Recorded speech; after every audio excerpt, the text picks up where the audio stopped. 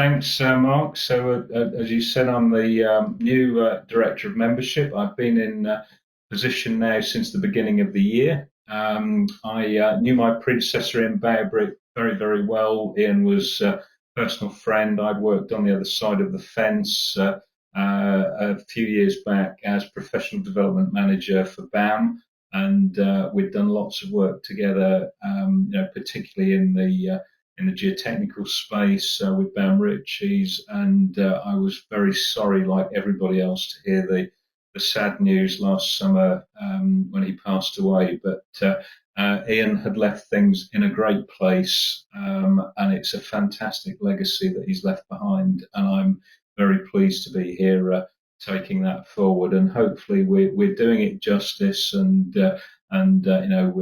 we're taking in the direction that he would have seen it going. So a little bit of background there, but myself, I'm a chartered civil engineer by background, and I'm also a member of the Chartered Institute of Civil Engineering Surveyors.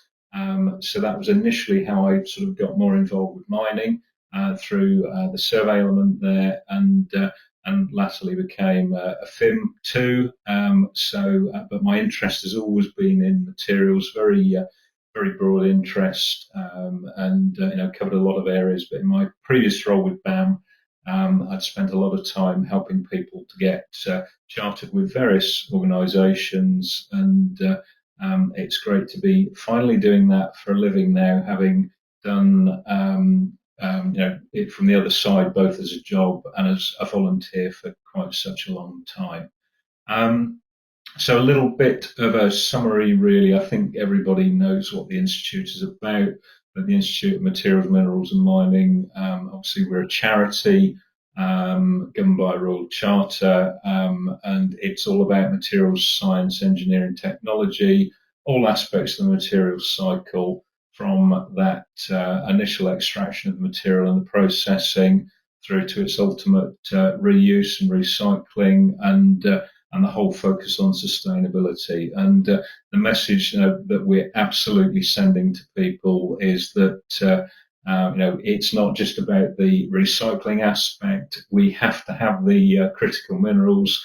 We have to get them out of the ground. We will always have to mine, and so we're here actually protecting the skills and making sure that we've got those skills into the future as the industry continues to develop. We're here to help individuals to progress their careers, hopefully, shape their careers. And something that we're trying to push is that membership is open to everybody. So you don't necessarily need the mapped academic qualification to come and join us. There are ways that we can bridge that academic gap, and we can provide those routes to not only chartered engineer, but chartered scientist, chartered environmentalist, and all the intermediate grades that ultimately lead to those qualifications. Also going to talk a little bit this evening about all the various benefits that are on offer as a member. Some of them are listed there, but we'll talk more about that as we progress through the slides. So some of you will have heard this before, but just for those that haven't, what are we here to do? We want to be recognised as the global leader for everybody who's involved with the materials cycle in whatever role that is. So it could be taking the materials out of the ground, it could be processing them, it could be recycling them, it could be those individuals that aren't necessarily the engineers and scientists, but ultimately support that process. And we're here to make sure that we promote everything that we do in materials, minerals and mining. So all about the community, being part of something much, much bigger all around the world. I think at the moment, the current stats are about a third of the membership are miners, and 80% based in the UK, 20% overseas. And those are in pockets around the world, but still a lot of mining activity, as you'd expect, in South America, South Africa, and Australia. We're here to support all of that, and we're still a mix, I think, of about one third academics to two-thirds people in industry. So very, very broad church indeed, and very wide membership. I think I've covered most of that there, but currently we're about 15,000 members, and about of that 15,000, about 6,000 are professionally qualified. Registration with one of the main bodies. The main body, 90% of those are still with the Engineering Council, but we have a number of individuals and a growing number of individuals that have multiple registrations. So they might see themselves primarily as a chartered engineer, but also be able to satisfy the requirements of Society for the Environment, or also be able to satisfy the requirements of the Science Council. So no, really good there that we offer that flexibility, and the way we do it, you become a member first, and we'll talk about the various grades in a moment. And then progress through, gain the registration if it's appropriate for you to do so.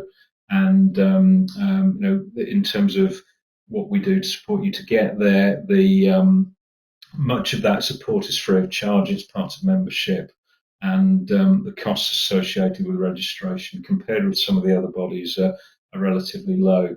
What the bodies charge for the registration fees, that is literally all we charge. So again, that's a little bit of a perk of membership that maybe others are not entirely aware of. So we're trying to raise awareness of all these little bits and pieces that are form part of the membership offer and the benefits. Maybe tonight just reflecting on what engineering is about, and a little bit of humour there, but what people think engineers do, what their families think they do, what societies think they do, what government think they do, and what they actually really do. It's a very broad church indeed, and science is very, very similar. But I think what we're trying to demonstrate there is that our membership comes from all sorts of different walks of life. And so the next slide is just a little bit slow. Because what's in common with everything that we do, everything that we do relates to materials in some way, shape, or form. So if you look at the innovation that has taken place over time, and the societal changes that have resulted from that, much of that can be related back to what's happened within the materials cycle. We said that earlier, that everything we do comes out of the ground in some way, shape, or form, or created. And what do we do? Well, what do we like to think we do? We're hopefully driving that next materials revolution.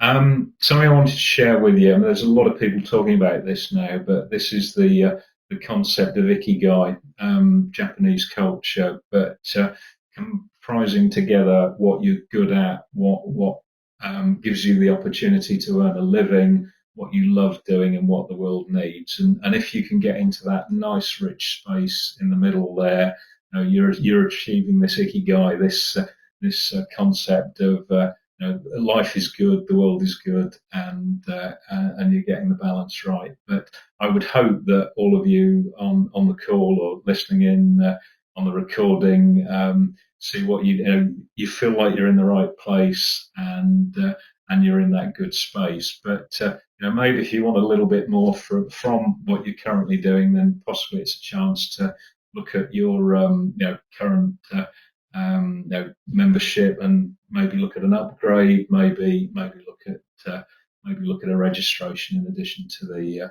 membership of IOM3. So the next slide is talking about the membership offer, and what do we see that as? Everybody sees that as slightly different, and often when it comes to renewing that subscription, people say, well, what do I get for my subscription? And we often say, we're a charity, we're not here to make money, we're here to make sure that the skills are maintained. And we would hope that what you get from your offer is that rich technical content. So you'll be aware of the policy material that we do, you'll be aware of the training that we develop. Certainly there's a lot more happening in that space now, and people can see that. Professional accreditation, that being a chartered engineer, chartered scientist, chartered environmentalist, whatever that professional accreditation is, That's only a part of it. That's only a small part of it. But hopefully you've got that thought leadership there. You've got the networking through our local societies, much like Min South. But obviously we have a number of societies, and you can be involved in different areas geographically. You can get involved in the member networks, the special interest groups. You can obviously get involved in more than one technical community. I guess most of you are involved with mining technology, the mining technology group, but there are others, and you can be involved in more than one. And hopefully, through being part of IOM3, you get a little bit of recognition within the industry, within amongst your peers, and that's what it's all about. It's all about the people. The IOM3 isn't 297 Euston Road and Boiler House Grantham. It's the 15,000 members and what they do. What do we see being a member is? It's about doing the right thing, acting ethically, honourably, doing the right thing for the public good, caring for the environment, and protecting the health and well-being of both the present and future generations. And hopefully, we all get that. We know what that's all about. This is something we've developed for when we're talking to students, but the opportunity, why be a member? What's the benefit of being a member? It's a chance to contribute to the community, get the access to the latest knowledge, be recognised for what you do, and hopefully stay ahead of the curve.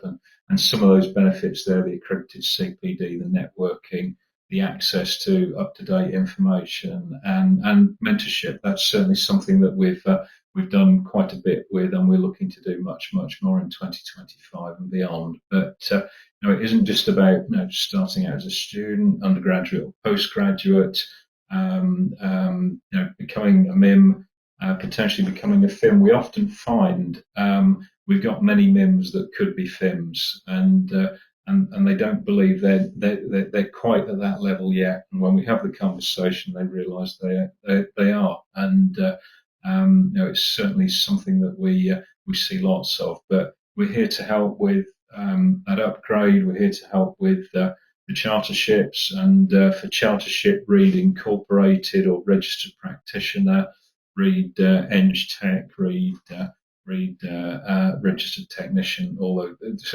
those grades are there, and we have people that have combinations at different levels. So it's not just about being a chartered engineer. It's certainly way more than that.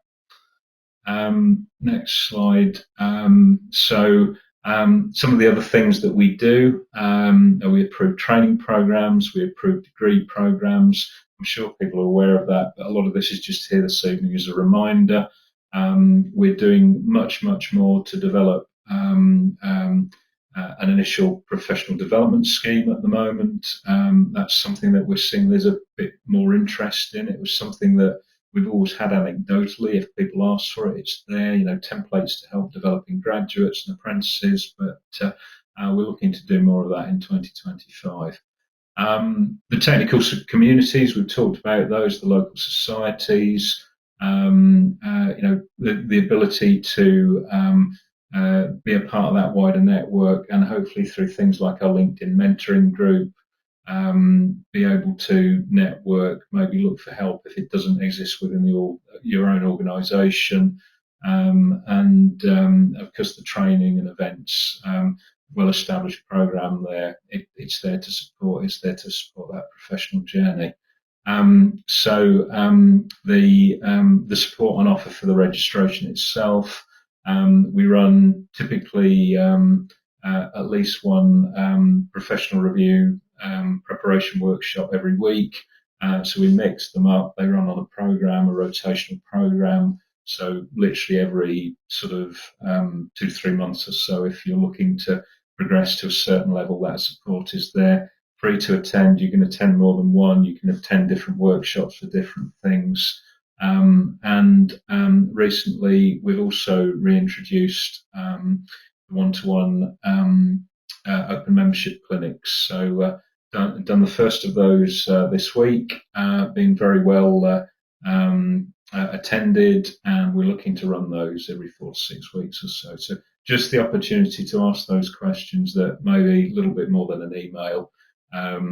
Want to know a little bit more about individual circumstances, what might work for you, and and where the support is, what's on offer, and how we can help you hopefully with aspirations. So that's all there to help. It's there for the taking, and it's a member benefit.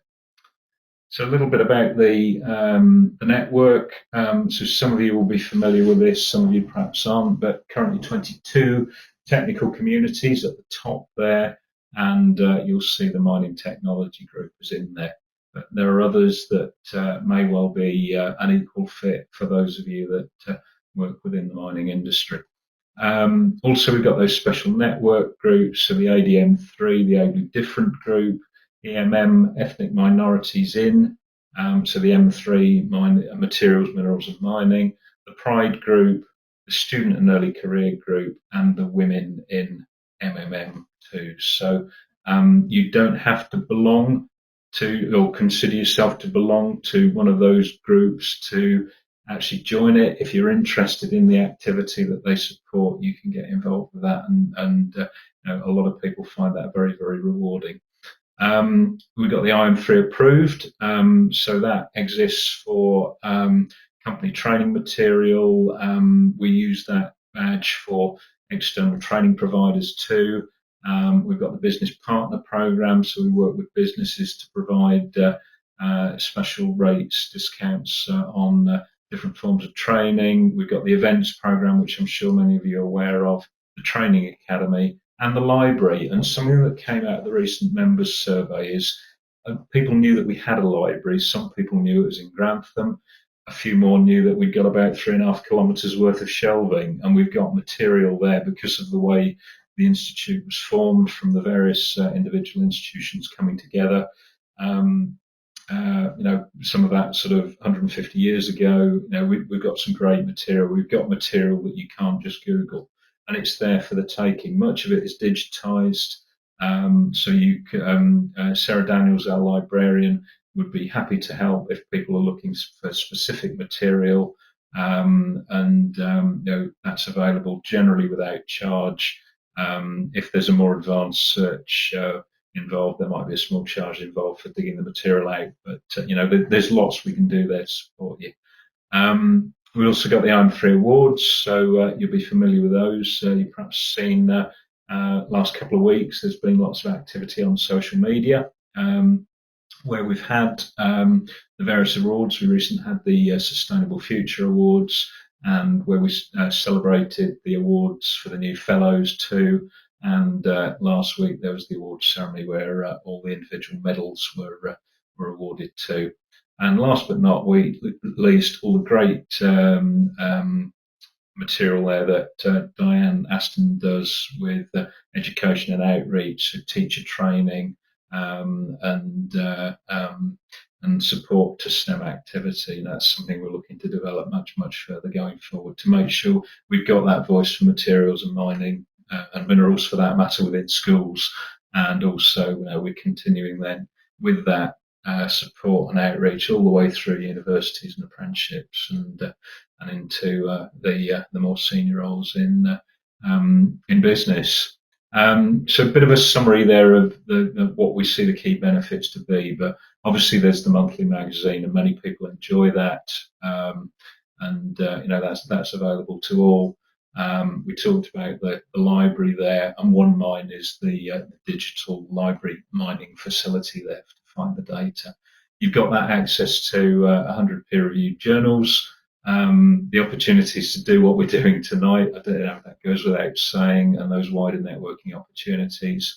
Many people don't realise that there are reduced rates for the events, training courses, and publication fees for members, and those rates are very, very lucrative at student level.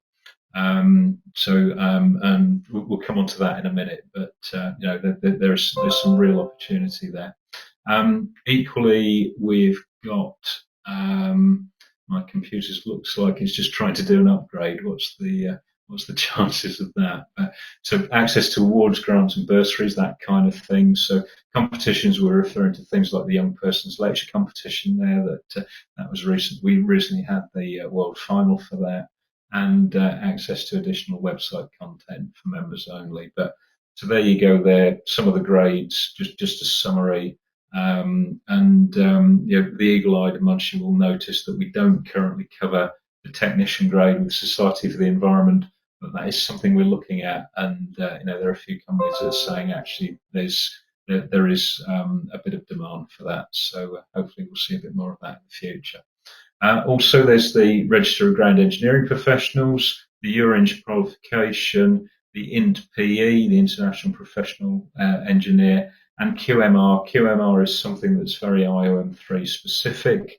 It's the old MMR qualification, or MR, it's that specialist qualification for those that are completing public reporting templates for minerals extraction. So that's the first step towards declaring as a competent person. So we've currently got about 125 people that have done that qualification, and we anticipate that will grow in a small way going forward. But now we've got that group of people that have got that additional specialism there, and we'll probably end up hearing quite a bit more from them in the months to follow, because there's been a lot of activity with that recently. Just an example there. Courses that would cost a member £400 or £500 are only £75 for a student member. So really worth having a look at. And some of the things that are on offer there. So yes, there's technical courses, but there are some of these that are just a little bit softer skills. And some of you might be working for organisations where these courses are a commonplace, but if you're looking for something a bit more general, you can't find it within your own organisation. We're here to help with that, and it's not just about the technical; it's about the soft skills too. If you've got a specific area within a company where you're looking to develop new material, that's something we can look at. We often have conversations with companies about what they're looking for, and we're continually updating this course material. Those are the online journals. So you can see there's the mineral processing online journal, and also the mining technology. So some of you are aware of that, but if not, those are on offer to you. That's part of the member offer. And Materials World there.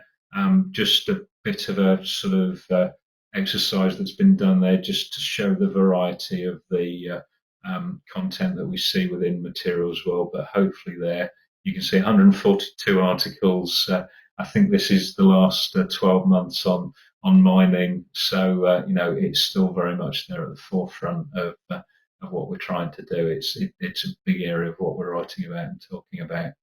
There's some information on the bursaries. So for student members, that bursary of £1,500 that's available for those on programs. So for those that are interested in that, we can provide some more details on that. So just a little bit now, I've got some slides on the registration process. I'm just going to cover fairly general. Talking to Mark the other day, we said we'd keep it fairly general. So we'll talk a little bit about membership, CPD, some of the common myths and the fake news, and a little bit on the fellowship process too. But we'll broadly talk around the different registration routes. So we often hear, well, IM3 doesn't apply to me. Certainly from the younger members, CPD doesn't matter to me, not yet. But we're trying to get people to realise that most people now, they do a company appraisal. They identify that they want to maybe get chartered within 5 years. They realise that it isn't a time-bound thing. It's about meeting the standard, and part of that is about understanding where you are against the required standard, or more importantly, where you're not. And those that identify where they're not and fill in the gaps in the fullness of time are more likely to achieve chartership in a lesser time, and also progress within their careers at a higher rate. So it's not the being chartered that maybe drives the career progression. It's actually the fact that the individual is this broad-rounded individual that can do lots of things, and combination of hard skills and soft skills. The myth there that membership is expensive, as I say, I think if you compare us, I'm not going to quote numbers, but if you compare what membership costs within IOM3 versus some of the other professional engineering institutions, I think it's a very good offer. What's on offer is it's good material. If you look at some of the work we do in the policy space now, some of the podcasts, some of the quality of the training, the quality of the magazine and the journals, it's good stuff, and stuff that is free and part of the membership offer within IOM3 is stuff that people have to pay for with other PEIs. And as I say, the others charge for the professional registration support, so they'll charge for workshop support to help people to get there, and also there are application fees associated with that. We don't charge any of that. The only charge for professional registration is the initial registration fee with the registration body and the ongoing annual registration fee. And if you look at the numbers that the bodies show on their website and what we charge, you'll find they're one of the same. So we purely provide that service. That is part of the member offer. We also, occasionally people say, oh, Chartership is not useful to me. I think I might argue that where people are chartered, generally they see 25-30% uplift in salary, probably due to the nature of the roles they're doing. And fellowship, I think fellowship really is about a peer recognition piece. It's all about contribution to the industry, but it really does mean something. It's on the post nominal, on the email signature, on the LinkedIn profile, on the CV. It does mean something. That people do look at that. They're curious. What does that mean? Yeah, okay. Yeah, you're a senior person within that professional body.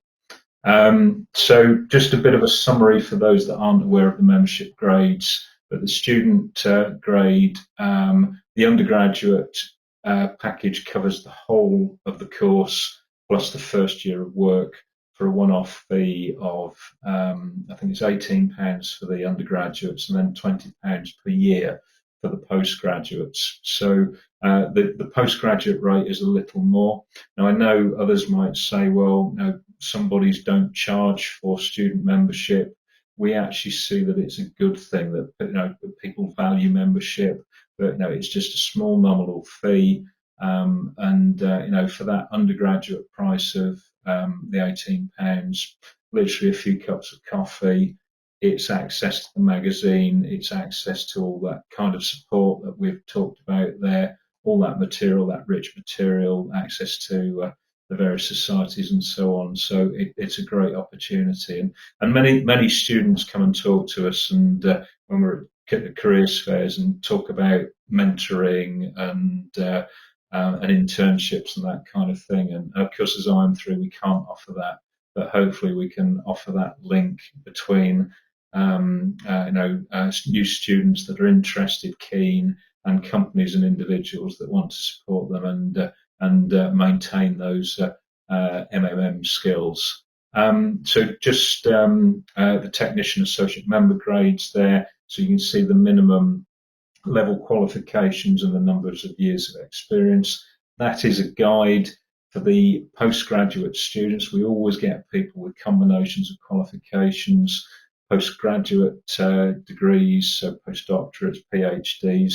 We do take into account the number of years spent doing the PhD, because much of that is with industry, so it's very relevant experience. And yes, we look at that baseline qualification because we have to, because that's what the professional registration bodies look for.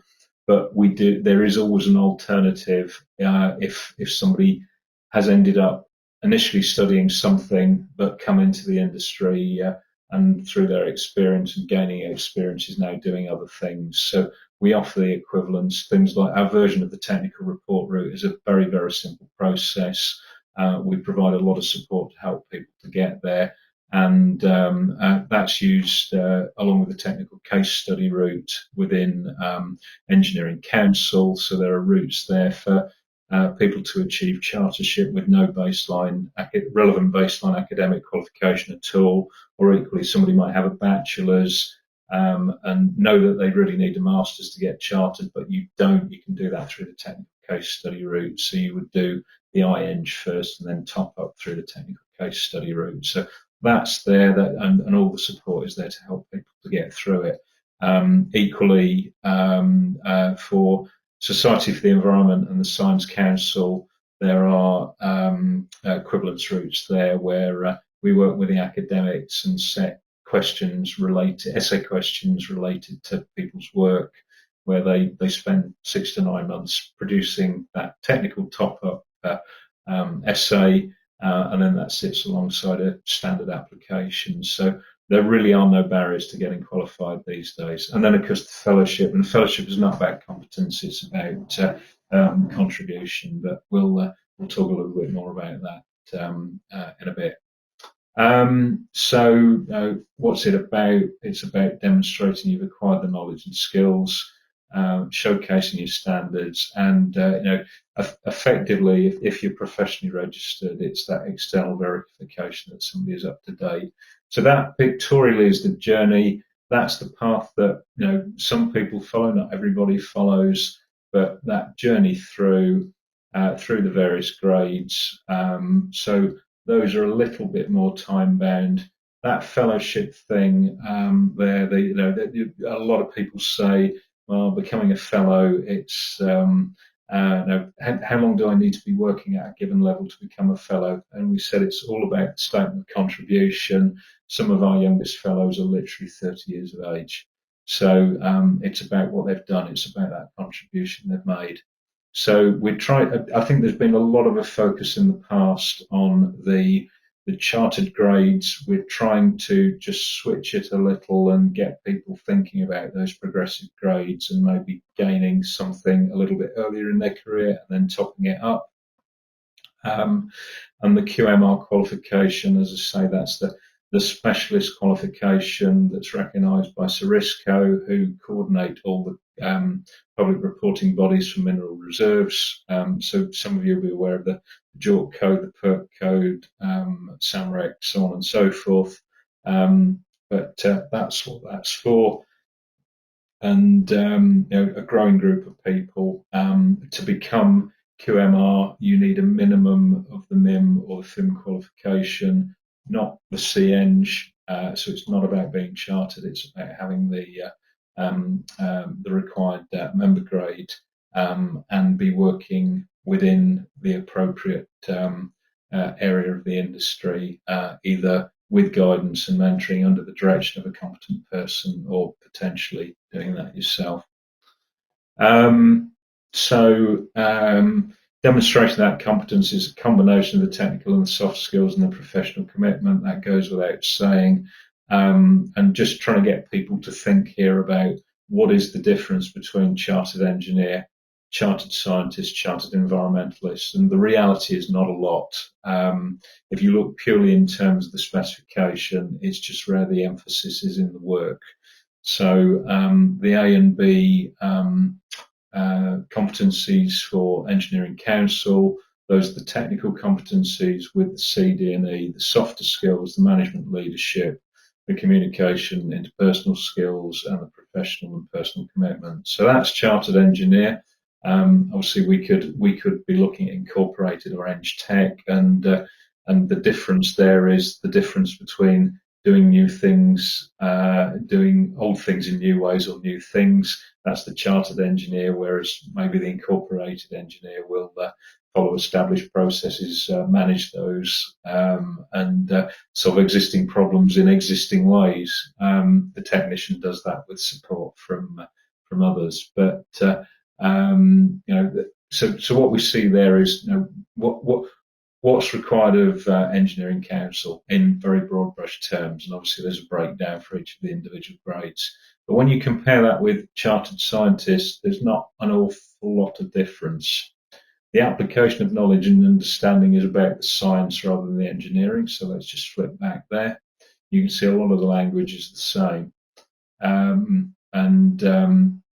B is about the implementation, which of course is what we see there in the design, development, and solving engineering problems for engineering council. So you can see how some people might be able to satisfy both bits. And actually, if you look at our processes and the way we've simplified things, you can do a single application and go for more than one registration. And we take two processes that are a little different and we combine them to make it easy for people. But not everybody is aware of the way that we do that. And then just chartered environmentalist, there's not the A, B, C, D, E, but there is the A, B, C, D. And you can see there that the focus has shifted from the engineering to the science to the sustainability, but a lot of similar language in there. So just on the CPD piece, a lot of people ask us what CPD is about. It's not about buying off the shelf approved training. It's much, much more than that. It can be learning on the job. It can be being coached, being mentored. It can be coaching and mentoring others. And developing the skills to be able to do that. It can be doing something for the first time with support, having conversations with colleagues, external colleagues, doing research to be able to solve a problem. All of those things are CPD. It can be self-directed learning, and of course it can be all that stuff that we're more familiar with conferences, seminars, workshops, webinars, that kind of thing. Just a summary of fellowship for those that are not aware. There are 4 routes to fellowship: the technical route, the business management route, the teaching route, and the service to an IAM3 community. Lots of people don't tend to do it on route 4 on its own. They tend to have one of the other routes and then a little bit of 4, but most people will do it based on one route or maybe 2 if they've got that fourth dimension there with the IAM3 community. 2 ways of doing it: standard application route, where you write a statement of contribution, and you find yourself a couple of supporters that don't need to be IAM3 fellows. We only look for them to be fellowship level within an equivalent organisation. The alternative way of doing it is to look for somebody to nominate you, so what we call the fellowship by nomination process. If you think that might apply to you, just contact us, just reach out to us. We don't advertise that route too openly, but very simple way of doing it. The nominator would prepare a citation which replaces the statement of contribution, and the only difference with that route is the 2 supporters do need to be fellows of IAM3. So that can be a blocker for some people, but not necessarily for others. So 2 ways of achieving fellowship there. Of course, what's it mean to be a member? How do you make the most of it? It's about getting involved. So just to summarise there, some of the things that we see. So events run by some of the networks, the kind of thing we're doing tonight. We've got a policy paper there on machine learning in sustainable materials. We've got an example of some of the training, a webinar there. That's so we've got something happening as a hybrid event. An example of the training courses, and of course, just a reminder, just to talk about some of the awards and competitions too. But a number of ways that people can get involved. And a good way of finding out what's going on is to look at social media. I think LinkedIn tends to be people's preferred platform these days, but there are some of the platforms and where to find what we're doing. And for those that aren't members and are looking to join, there's the QR code. But simple way to join as a member is just simply to reach out to membership.im3.org, and we'll have a conversation about looking at the starting point, and we'll take the membership from there. So I think that brings the presentation to a close, and hopefully sort of 15-20 minutes for a few questions.